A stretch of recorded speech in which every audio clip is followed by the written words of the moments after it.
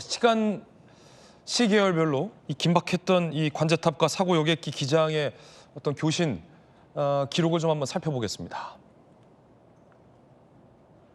자, 관제탑에서 조류 충돌 주의 경보를 주었고 1분 후 기장이 메이데이 구조 요청을 했고요. 관제탑에서 반대 방향 착륙을 허가했고 2분 후에 사고가 발생해서 메이데이를 외치고 사고가 발생한 게 1분밖에 걸리지 않았다. 네. 그리고 조류 충돌 주의 경보 이후에 메이데이까지가 1분밖에 걸리지 않았다. 채 3분이 걸리지 않는 시간이었는데 네. 안 교수님. 그러니까 관제탑에서도 이 여객기에 어떤 비상 상황이 있었기에 이렇게 불안전한 동체 착륙, 비상 착륙할 수밖에 없었는지에 대해서 완전하게는 인지하지 못한 상황으로 보여요. 네, 그렇습니다. 뭐 기장이 현재 비행 상태 또 엔진의 상태들에 대한 구체적 보고를 할 시간적 여유는 없었을 것으로 감히 판단합니다. 네. 그렇기 때문에 관제사의 입장에서도 항공기가 어떤 상태인지 다만 이제 기장으로서 메이데이를 선포를 했기 때문에 관제사의 입장에서는 매우 긴박한 상태로 이해하고 바로 서클링을 통해서 회전을 통해서 반대편으로 오죽 급했으면 얼마나 시간적으로 또 항공기의 상태가 위급했으면 반대편으로 접근을 해서 착륙을 시도하는 것에 대해서 요청을 했고 또 관제사는 이것을 허가한 것으로 지금 나와 있습니다. 그렇군요. 그러니까 반대편 방향으로 네. 비상 착륙을 예. 시도하고 허가했다라는 것은 매우 긴급한 상황이었다는 거죠. 네, 그렇죠. 저희가 뭐 정상이든 또는 한쪽의 엔진이 문제가 생겼을지언정 이러한 절차로 착륙을 시도하는 것은 거의 드문 케이스입니다. 그렇기 때문에 매우 촉박한 상태라고 이해할 수 있습니다. 네. 자, 일단 평소와 착륙 방향이 완전히 반대였다라는 말씀이십니다. 그래서 저희가 한번 지도로 그래픽으로 준비를 해봤습니다. 자, 이게 어제 착륙했던 그 방향입니다. 실제 착륙 방향과는 다르게 이렇게 한 바퀴 돌아서 급하게 착륙을 시도했던 거예요. 원래 착륙 방향도 한번 보실까요? 자, 원래 착륙 방향은 이렇게 착륙이 돼야 되는데 반대 방향으로 지금 착륙이 됐어요. 네, 그렇습니다. 백 교수님, 네. 어떻게 보십니까? 네, 그렇습니다. 그래서 그 엔진에서 심지어 두 개의 가능성도 물론 있습니다. 정면 충돌한 조류가 있고 그래서 해당 기종은 우리가 연료를 덤핑 그러니까 버려서 소진해서 착륙 시에 화재 위험을 피해를 낮추는 그 장치가 없기 때문에 그렇기 때문에 더더욱 선외 비행 절차가 필요했는데 선외 비행이 가능하다면 그 선외 비행을 하지 않았을 이유가 없는데 지금처럼 빠른 저고도로 그냥 그 경로를 바꿀 정도로 서둘러 했다는 부분에서는 엔진의 고장이 심각했던 것으로 보이고요. 그렇군요. 네, 그래서 그런 부분에서 또 하나 갈래길의 의문을 가지면 바퀴가 없이 착륙하는 위험성에 대한 부분하고 또 적어도 선외 비행 정도는 가능했던 점, 그러니까 고도가 낮아지는 상태에서의 활강을 가진 공기의 양력 반발력으로 그 착륙을 하는 게 아니고 어느 정도 추진력은 가진 상태였거든요. 근데 그랬을 때 이제 더 망가질 위험이 있었으니까 그 상태가 유지가 됐다고 보기도 역시 예단이 되는 거고요. 그랬을 때 어떤 판단들을 했는지 그러면 더욱더 합리적인 판단을 아쉬운 판단을 이 참사에서 아쉽지만 지났지만 만약에 조금 더 확률이 높고 안전된 판단을 했을 때 입력되는 데이터 조건들이 누락된 것이 없었는지 이런 부분에 대한 의문도 역시 데이터 기록을 통해서 살펴봐야 될 일이라고 생각합니다. 그러니까 조금 더 크게 선회를 했다면 네. 그리고 조금 더 항공기의 속도를 늦추면서 연료를 소모하면서 활공을 했더라면 네, 네. 어땠을까 하는 아쉬움인 거죠. 그 또한 판단의 이유가 있었겠지만 네. 그래서 그 판단들이 모든 판단이 명확했다고 얘기를 하게 되면 사실은 항공기 시나리오 안에 들어오기 때문에 이런 대형 재난으로 연결될 확률은 극히 더 낮아지는 거거든요. 그러니까 모든 그 상황에서 합리적인 판단에서 인풋이 부족하지 않았나 이런 부분도 볼 수 있다고 봅니다. 예, 방금 언급한 부분이 이 선회 동선이 짧았다라는 겁니다. 자, 통상 여객기 착륙 전 이상 발생 시 폭발 사고를 대비 위해 선회를 하게 되죠. 그 이유는 이제 상공에서 연료도 소진하고 활주로 화재 대비 시간을 확보하는 다양한 이유 등이 있는데 선회가 짧았다라는 부분이에요. 사고 여객기 1차 착륙 시도 실패 후 길게 선회하지 않았고 곧바로 2차 착륙을 시도했습니다. 긴박한 상황이 있었을 건 아니냐라는 추측이 제기되는 대목이고요. 전문가들은 이미 상공에서 기체가 오래 버틸 수 없는 상황이었을 수도 있다라는 관측을 주기도 했습니다. 안 교수님, 네. 더 선회가 불가능했을까라는 부분인데 어떻게 보십니까? 다른 많은 전문가님들께서 그런 의견을 제시할 수는 있다고 생각이 됩니다. 그렇지만 이제 제 입장에서는 지금 어떠한 사실적 그 자료가 분석이 안 된 상태에서 이러한 어떤 선회를 좀 더 오래 하면서 만일의 폭발, 물론 이제 제 입장에서는 폭발보다는 이제 화재로 계속 이 단어를 돌리고 싶습니다. 그러면서 그런 것을 대비해서 연료를 소진하지 않았냐라는 그것도 이제 제시될 수가 있는데, 이러한 상황에서는 기장의 판단을 최우선적으로 믿고 따라야 되면서 기장으로서 이러한 유사한 사례에 대해서는 지금 평생 훈련과 연습 그리고 다양한 지식들을 배워온 사람입니다. 그렇기 때문에 실제 그 상황에서 충분한 연료를 소진하고 좀 더 화재의 가능성을 낮춘 상태에서의 착륙을 시도하는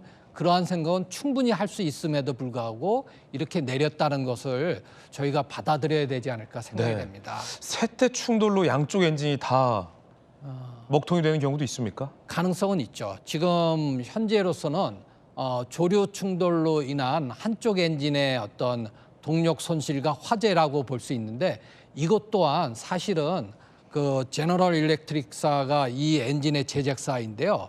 이 엔진에 대한 면밀한 분석을 해서 그것이 밝혀져서 공식화돼야 되지, 저희는 이것도 물론 다 아시겠지만 가정입니다. 가정인데 이러한 한쪽 엔진 그리고 더 나아선 반대편 엔진까지도 조류 충돌로 인한 문제는 가능성은 없지는 않습니다. 그렇군요. 예. 백 교수님, 활주로가 해당 공항은 다른 공항보다 짧은 것으로 확인이 되고 있습니다. 2.8km. 그런데 그마저도 활주로 확장 공사 차원에서 다 쓰지 못해서 2.5km 정도밖에 못 썼고, 다른 공항 같은 경우는 긴 활주로는 뭐 4km에 달하는 활주로도 있다라는 건데, 국토부에서 물론 이번 참사와 활주로 짧은 무안공항의 활주로와는 연관이 없다라고 밝혔긴 했습니다만, 만약 활주로가 정상적이었다면 네. 조금 더 항공기가 시간을 벌 수 있지 않았을까요? 네, 당연히 틀린 말씀이 아니고 틀린 의문도 아닙니다. 맞습니다. 그러니까 규격에 벗어나지 않고 무안공항도 적합하게 운행을 했고 규격에 맞습니다. 하지만 우리가 이성적인 부분과 감성적인 부분을 조금 구분을 해서 분석을 해보면요. 자동차 사고로 옆에 있던 호수에 익사 사고가 발생을 했다면 피해자 입장에서는 호수가 없었더라면 생각할 수도 있겠죠. 우리 모든 국민들이 이 참사의 희생자분들과 슬픔을 공감하는 입장에서는 규격에 맞든 뭐든 모르겠고 그 공항이 조금 더 길었으면 충분히 생각할 수 있는 겁니다. 그래서 이거는 고려할 가치조차도 없다. 이런 부분에 단정할 것이 아니고요. 이런 것들도 앞으로는 대책을 세울 때 감성에 따른 대책이 이성으로 들어올 수 있도록 충분히 고려해 볼 필요는 있다. 그래서 지방공항이지만 이런 부분도 지방에 있는 국제공항이지만 앞으로도 조금 더 고려를 하자. 이런 방향을 잡을 수 있는 겁니다. 예. 자, 목격자들의 진술도 저희가 취재를 했습니다. 사고 당시 이 장면을 목격한 목격자들의 이야기 들어보시죠. 소리가 일단 굉장히 컸고 평상시보다 커가지고 이제 놀라서 나와 보니까 이제 연기가 그때 이제 막 나기 시작했었거든요. 굉음이 심상치가 않은 소리이긴 했었어요. 평소랑은 달랐어요. 일단 소리는 엄청 큰 폭발음이 들렸다기보다는 연쇄적으로 한 5분 정도 단위로 한 두세 번 정도 났었던 것 같고, 일단 진동이 일단 컸다. 비행기도 엄청 낮게 떴거든요. 지금 제가 이렇게 있으면 바로 여기 낮게 뜨고 있었거든요. 근데 소리가 아무튼 엄청 펑펑 소리가 났어요. 엄청 천천히 그냥 이렇게 갔거든요. 근데 한 네다섯 번 들은 것 같아요. 그리고 불이 붙어 있어서 저렇게 해도 비행기가 갈 수 있나? 처음에 그렇게 생각을 했죠. 소리가 뭐 드드득 소리가 나가지고 난 우리 뭐 길에 사고나 나고 창문을 열고 봤어요. 그랬더니 비행기가 착륙을 못하고 다시 떠서 공항 지나서 한 바퀴 이렇게 돌아가지고 잠깐 있다가 다다다닥 소리만 나면서 그냥 퍽 하고 불이 한 30m 넘게 올라갔어요. 그래서 큰 사고가 났다 생각을 했죠. 목격자들의 이야기도 들어봤습니다. 자, 안 교수님, 지금 그러니까 화재, 네. 항공기 화재가 예. 피해를 크게 키운 직접적인 원인이 됐잖아요. 결과론적으로는 그렇죠. 네, 그리고 그 화재의 원인은 네. 지금 영상을 보니까 사고 당시 영상을 보니까 기장이 벨리 랜딩, 그러니까 동체 네. 착륙을 시도했고 네. 활주로에서 항공기가 동체 착륙을 하면서 네. 앞으로 내달리는 화면까지 확보가 됐잖아요. 네. 그런데 이제 활주로를 벗어나서 예. 더 항공기가 속도를 멈추지 못했고 네. 공항의 이제 외벽과 충돌하면서 화재가 네. 발생한 거잖아요. 네. 제동이 안 됐다는 거군요. 일단 첫 번째는 활주로에서. 네. 그 두 번째는 그 외벽. 아까 그 네. 혹시 반대 방향으로 착륙했기 때문에 외벽과 네. 충돌한 건 아니냐 뭐 이런 궁금증도 있는데. 지금 그렇진 이제 공항 시설을 저희 또한 이제 면밀하게 분석을 해봐야 되겠지만 반대편 활주로 끝단에는 외벽이 없고 뭐 철망이 있었고 해필이면 이쪽에 착륙한 방향 쪽의 그 활주로 끝에는 이제 벽으로 설치가 돼 있는 그런 안타까운 현실이죠. 이거는. 그렇군요. 네, 그건 안타까운 그래서, 현실이다. 예, 그렇게 돼서 이제 충돌이 있었던 건데 이제 제 입장에서 보면은 그 이제 군에서 보면은 많은 그러니까 그렇게 이제 순직한 조종사들의 입장에서 본다면은 끝까지 어떤 국민의 또 민가의 그 생명과 재산, 가옥들을 구하고자 본인은 탈출 시도, 이젝션 같은 걸 끝까지 하지 못하고 항공기와 같이 순직한 사례들이 있습니다. 이것을 이제 말씀드린 이유는 이번 케이스도 어떻게 본다면 임무 기장, 운항 승무원 두 사람 다, 또 객실 승무원도 마찬가지고 또 고귀한 우리 승객분들도 마찬가지고 특히 기장의 입장에서 승객들의 귀중한 생명과 재산을 보호하는 또 최종 책임자로서의 기장으로서도 본인의 생명을 더불어서 이러한 것을 인지하는 상태에서도 그러한 결정을 내리고 시도를 했다라는 것을 저희가 좀 관가하지 않나라는 생각이 됩니다. 그래서 많은 그 좀 안타까운 결과론적으로 분석을 해서 왜 회항을 물론 이제 이 무안 같은 경우에는 그 항공사별로 약간의 차이가 있겠지만은 예비공항을 안전한 착륙이 안 될 경우에는 예비공항을 광주공항 또는 제주공항으로도 선정이 됩니다. 그러면 왜 예비공항으로 안 갔냐라는 것은 표현이 잘못된 것으로 생각됩니다. 못 갈 수밖에 없는 저희가 아직은 분석할 수 없는 그런 상황이 도래됐고 또 급기야는 최종적으로 기장이 판단을 통해서 착륙을 시도를 했는데 이러한 결과가 이제 초래된 것이죠. 기장 입장에서도 네. 이게 외벽에 부딪혀서 이런 참사가 네. 발생할 줄 미처 예상하지 못했던 측면이 그렇죠. 예. 아무래도 컸겠죠. 안전한 예. 최선의 선택을 했으리라고 네. 믿을 수밖에 없는 건데 네.